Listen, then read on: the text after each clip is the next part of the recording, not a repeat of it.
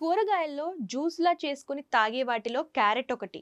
క్యారెట్‌లో పోషకాలు పుష్కలంగా ఉన్నాయి. క్యారెట్ జ్యూస్‌లో విటమిన్లు, ఖనిజాలు, యాంటీఆక్సిడెంట్లు పుష్కలంగా ఉంటాయి.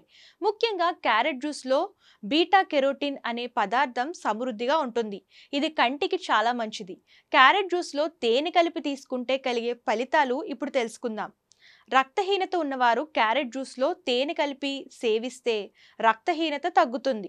క్యారెట్, టొమాటో జ్యూస్, చిని పండ్లు జ్యూస్‌ని కలిపి కనీసం 25 గ్రాములు తీసుకోవడం వల్ల ఆరోగ్యానికి రెట్టింపు లాభాలు కలుగుతాయని నిపుణులు చెబుతున్నారు. ఈ మూడింటిని కలిపిన రసాన్ని 2 నెలల పాటు సేవిస్తే నోటి అల్సర్, ముఖంపై ముడతలు మాయమవుతాయి.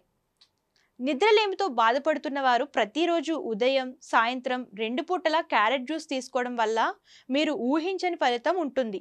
క్రమం తప్పకుండా క్యారెట్ జ్యూస్ తీసుకుంటూ ఉంటే ఉదర సంబంధమైన రోగాలు, పిత్తం, కఫం, మలబద్ధకం దూరమవుతాయి.